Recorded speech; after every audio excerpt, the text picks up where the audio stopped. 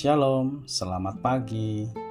Sebelum kita membaca Alkitab dan merenungkannya, marilah kita berdoa. Tuhan Allah yang kami sembah dan kami muliakan, kami bersyukur pagi ini Tuhan telah bangunkan kami. Kami akan membaca Alkitab dan merenungkannya. Sabda Tuhan mendidik mengajar kami di dalam kebenaran Yesus Kristus. Amin. Saudara-saudariku yang terkasih, bacaan kita akan kita baca dari Yosua 7 ayat 1 sampai 26. Nasnya adalah Yosua 7 ayat 13b. Kau tidak akan dapat berdiri menghadapi musuhmu sebelum engkau menyingkirkan barang-barang yang dikhususkan itu dari tengah-tengahmu. Amin.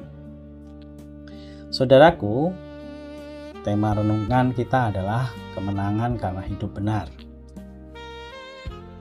Pernahkah kita merasa sudah melakukan yang benar, sudah melayani Tuhan, tetapi tiba-tiba terasa seolah-olah gagal, kehilangan damai? Sering kita bertanya, apa masalahnya? Nah, kadang masalah terbesar justru tersembunyi di dalam dan dampaknya menghancurkan. Kisah Yosua 7 mengajak kita melihat satu kebenaran yang serius. Satu dosa yang tersembunyi bisa membawa kekalahan bagi banyak orang. Dalam pasal 7 terjadi kemenangan besar Israel atas Yeriko. Tuhan memberikan kemenangan yang luar biasa tanpa strategi militer yang rumit. Namun Tuhan memberi satu perintah yang jelas, seluruh barang rampasan di Yeriko adalah barang khusus bagi Tuhan. Tidak boleh diambil. Namun masalahnya muncul ketika salah seorang Israel mengambil jubah perak emas lalu menyembunyikannya di bawah kemahnya. Akibatnya Israel kalah, 36 orang Israel mati, dan Yosua putus asa dan bergumul di hadapan Tuhan. Saudara-saudariku yang terkasih, apa yang bisa kita pelajari dari peristiwa ini? Yang pertama adalah dosa pribadi bisa berdampak komunal. Bahwasanya dosa sendirian ataupun perbuatan yang dilakukan bukan komunal tetapi sendiri, seluruh bangsa menanggung akibatnya. Misalnya dalam keluarga, gereja, pelayanan, bahkan pekerjaan, kompromi kecil bisa melukai banyak orang. Apakah ada sikap, kebiasaan, atau kompromi yang kita anggap tidak apa-apa padahal sedang merusak kesaksian kita?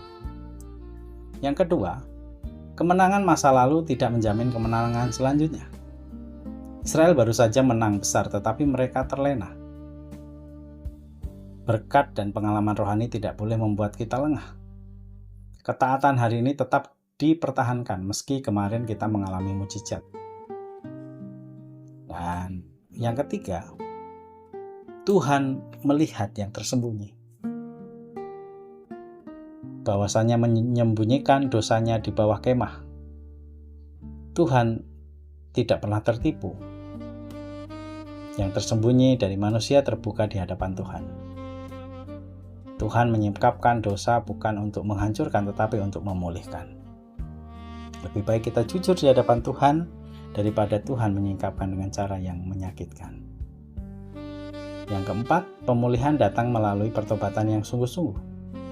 Setelah dosa diselesaikan, Tuhan kembali menyertai Israel. Tuhan tidak meninggalkan umatnya selama-lamanya. Dia menunggu respon pertobatan, bukan alasan atau pembenaran diri. Mari, saudaraku yang terkasih, Yosua mengingatkan kita bahwa Tuhan itu kudus dan pemulihan selalu tersedia bagi umat yang mau bertobat. Hari ini Tuhan mungkin tidak sedang menanyakan seberapa besar pelayanan kita, melainkan seberapa bersih hati kita di hadapannya. Amin. Mari kita berdoa. Tuhan Allah yang kami sembah, kami datang menghadap hadirat-Mu dengan hati yang rindu dibaharui. Terima kasih untuk firman-Mu yang telah menegur, menyadarkan, membimbing kami. Singkirkan segala sesuatu yang menghalangi hubungan kami dengan Engkau. Pulihkanlah kembali hidup kami, keluarga kami, pelayanan kami. Kami menyerahkan seluruh hidup kami ke dalam tangan-Mu. Biarlah Roh Kudus menuntun kami untuk hidup di dalam perkenanan-Mu. Dalam nama Bapa, Putra, dan Roh Kudus kami berdoa. Amin. Haleluya. Selamat pagi, selamat berkarya. Hendaklah kamu berakar di dalam Dia, dibangun di atas Dia. Hendaklah kamu bertambah teguh dalam iman yang telah diajarkan kepadamu, dan hendaklah hatimu melimpah dengan syukur. Haleluya.